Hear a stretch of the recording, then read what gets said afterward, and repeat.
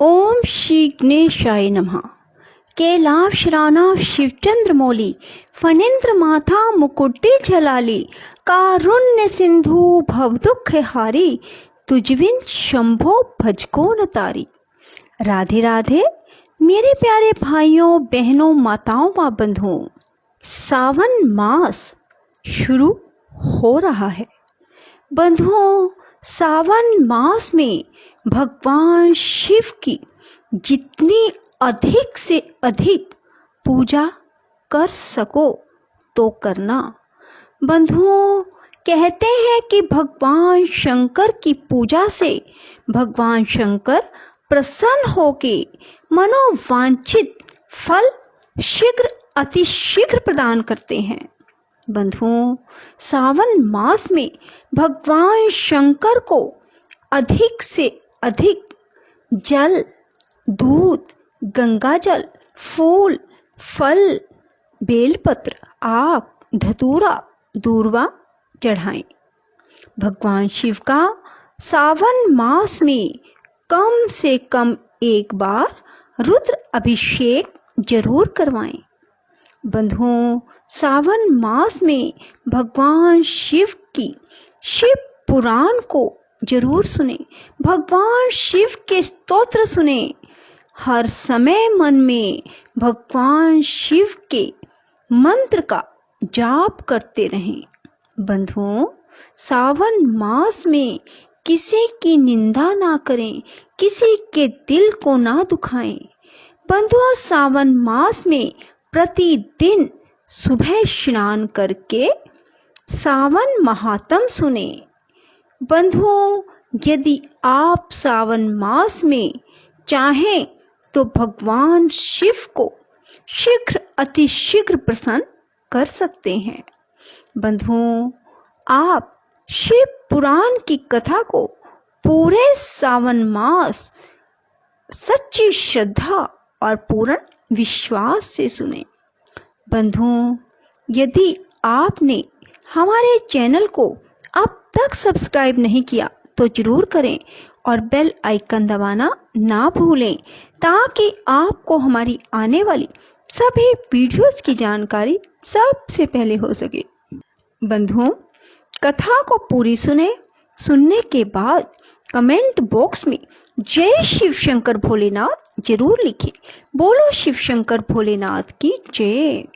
सूत जी कहते हैं, लक्ष्मी जननी जगदम्बा उमा के गुणों को सुनने से कौन बुद्धिमान पुरुष विरत हो सकता है। ज्ञानी पुरुष भी कभी उनके कथा श्रवण के शुभ अवसर को नहीं छोड़ते।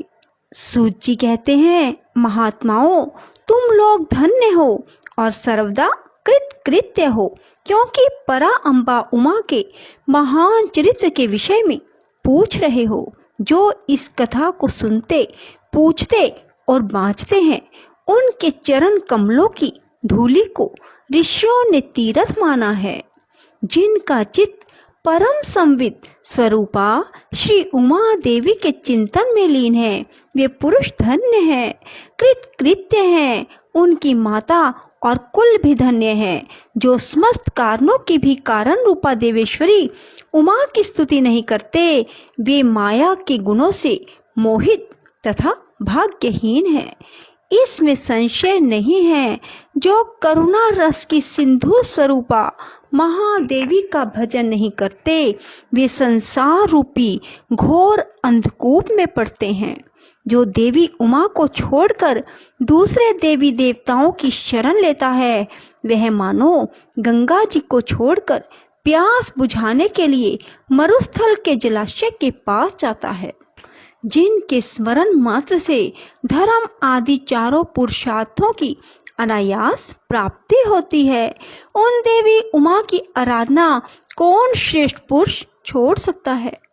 पूर्व काल में महामनासुरत ने महर्षि मेधा से यही बात पूछी थी। उस समय मेधा ने जो उत्तर दिया, मैं वही बता रहा हूँ, तुम लोग सुनो। पहले स्वारोचिष मनवंत्र में विरत नाम से प्रसिद्ध एक राजा हो गए हैं। उनके पुत्र सूरत हुए, जो महान बल और पराक्रम से संपन्न थे। वे दान निपुण, सत्यवादी, स्वधर्म कुशल, विद्वान, देवी भगत, दया सागर, प्रजाजनों का भली भांति पालन करने वाले थे।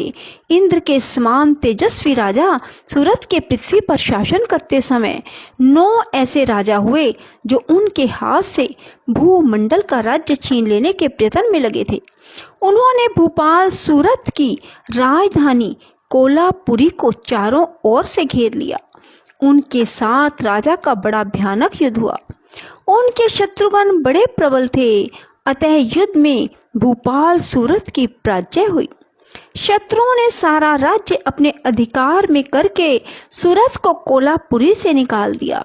राजा अपनी दूसरी पुरी में आए और वहां मंत्रियों के साथ रहकर राज्य करने लगे, परंतु प्रबल विपक्षियों ने वहां भी आक्रमण करके उन्हें पराजित कर दिया।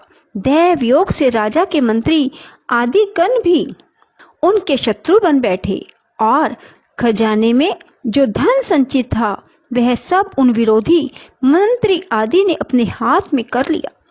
तब राजा सूरत शिकार के बहाने अकेले ही घोड़े पर सवार हो नगर से बाहर निकले और गहन वन में चले गए।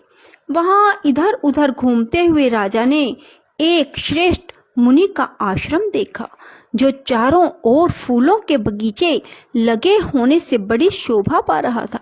वहां वेद मंत्रों की ध्वनि गूंज रही थी। सब जीव जंतु शांत भाव से रहते थे। मुनि के शिष्यों, प्रशिष्यों तथा उनके भी शिष्यों ने उस आश्रम को सब ओर से घेर रखा था।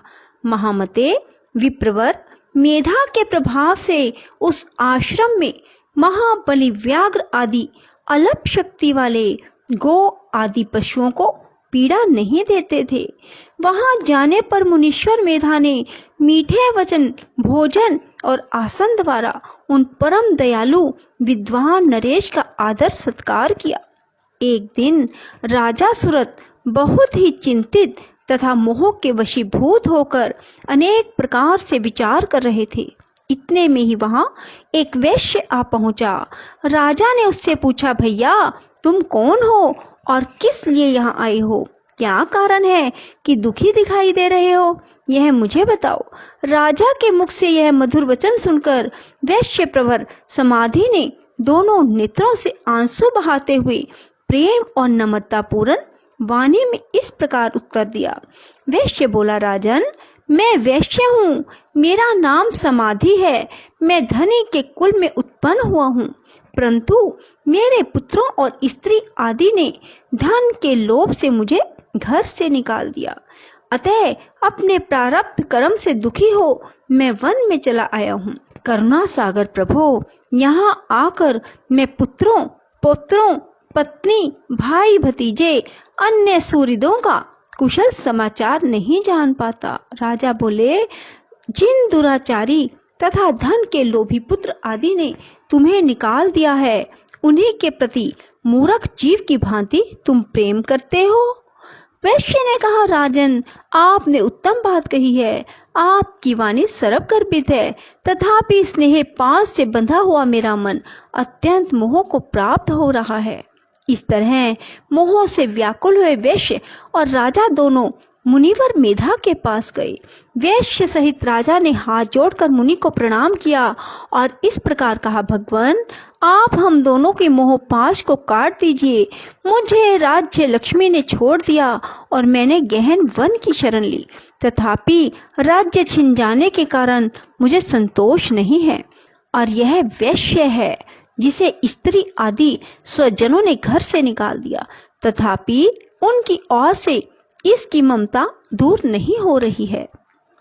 इसका क्या कारण है बताइए? समझदार होने पर भी हम दोनों का मन मोह से व्याकुल हो गया। यह तो बड़ी भारी मूर्खता है। ऋषि बोले, राजन, सनातन शक्ति स्वरूपा जगदम्बा महामाया कही गई है। वे ही सबके मन को खींचकर मोह में डाल देती है। प्रभो, उनकी माया से मोहित होने के कारण ब्रह्मा आदि सभी देवता परम तत्व को नहीं जान पाते। फिर मनुष्यों की तो बात ही क्या है। वे परमेश्वर ही रज, सत्व और तम इन तीनों गुणों को आश्रय ले समय अनुसार संपूर्ण विश्व की सृष्टि, पालन और संहार करती हैं। नृपश्रेष्ठ, जिसके ऊपर वे इच्छा अनुसार रूप धारण करने वाली वरदायिनी जगदम्बा प्रसन्न होती हैं, वही मोह के घेरे को लांघ पाता है। राजा ने पूछा, मुने, जो सबको मोहित करती है वे देवी महामाया कौन है और किस प्रकार उनका प्रादुर्भाव हुआ, यह कृपा कर मुझे बताइए। ऋषि बोले, जब सारा जगत एकार्णव के जल में निमग्न था, योगेश्वर भगवान केशव शेष की शैया बिछाकर योग निद्रा का आश्रय ले शयन कर रहे थे। उन्हीं दिनों भगवान विष्णु के कानों के मल से 2 असुर उत्पन्न हुए। वे भूतल पर मधु और कैटप के नाम से विख्यात हैं। वे दोनों विशालकाय घोर असुर प्रलय काल के सूर्य की भांति तेजस्वी थे। उनके जबड़े बहुत बड़े थे। उनके मुख दाढ़ों के कारण ऐसे विकराल दिखाई देते थे मानो वे संपूर्ण जगत को खा जाने के लिए उद्यत हो। उन दोनों ने भगवान विष्णु की नाभि से प्रकट हुए कमल के ऊपर विराजमान ब्रह्मा को देखकर पूछा, अरे तू कौन है? ऐसा कहते हुए वे उन्हें मार डालने के लिए उद्यत हो गए। ब्रह्मा जी ने देखा वे दोनों दैत्य आक्रमण करना चाहते हैं और भगवान जनार्दन समुद्र के जल में सो रहे हैं। तब उन्होंने परमेश्वरी का स्तवन किया और उनसे प्रार्थना की, अंबिके, तुम इन दोनों दुर्जय असुरों को मोहित करो और अजन्मा भगवान नारायण को जगा दो। ऋषि कहते हैं, इस प्रकार मधु और कैटभ के नाश के लिए ब्रह्मा जी के प्रार्थना करने पर संपूर्ण विद्याओं की अधिदेवी जगजननी महाविद्या फागुन शुक्ला द्वादशी को त्रैलोक्य मोहिनी शक्ति के रूप में प्रकट हो महाकाली के नाम से विख्यात हुई। तदंतर आकाशवाणी हुई, कमलासन, डरो मत, आज युद्ध में मधुकैटभ को मारकर मैं तुम्हारे कंटक का नाश करूंगी। यों कहकर वे महामाया श्री हरि के नेत्र और मुख आदि से निकलकर अव्यक्त जन्मा ब्रह्मा के दृष्टि पथ में आ खड़ी हो गई। फिर तो देवादिदेव ऋषिकेश जनार्दन जाग उठे। उन्होंने अपने सामने दोनों दैत्य मधु और कैटभ को देखा। उन दैत्यों के साथ अतुल तेजस्वी विष्णु का 5000 वर्षों तक बाहुयुद्ध हुआ। तब महामाया के प्रभाव से मोहित हुए उन श्रेष्ठ दानवों ने लक्ष्मीपति से कहा, तुम हमसे मनोवांछित वर ग्रहण करो। नारायण बोले, यदि तुम लोग प्रसन्न हो तो मेरे हाथ से मारे जाओ, यही मेरा वर है, इसे दो, मैं तुम दोनों से दूसरा वर नहीं मांगता। ऋषि कहते हैं, उन असुरों ने देखा सारी पृथ्वी एकार्णव के जल में डूबी हुई है। तब वे केशव से बोले, हम दोनों को ऐसी जगह मारो जहाँ जल से भीगी हुई धरती ना हो। बहुत अच्छा कहकर भगवान विष्णु ने अपना परम तेजस्वी चक्र उठाया और अपनी जांघ पर उनके मस्तक रखकर काट डाला। राजन, यह कालिका की उत्पत्ति का प्रसंग कहा गया है। महामते, अब महालक्ष्मी के प्रादुर्भाव की कथा सुनो। देवी उमा निर्विकार और निराकार होकर भी देवताओं का दुख दूर करने के लिए युग युग में साकार रूप धारण करके प्रकट होती है। उनका शरीर रहन उनकी इच्छा का वैभव कहा गया है। वे लीला से इसलिए प्रकट होती हैं कि भगतजन उनके गुणों का गान करते रहें। बोलो शिव शंकर भोलेनाथ की जय, माँ उमा की जय। राधे राधे, जय श्री कृष्णा। बंधुओं, यदि आपको हमारी वीडियो पसंद आए तो इसे लाइक करें और शेयर भी जरूर करें। धन्यवाद।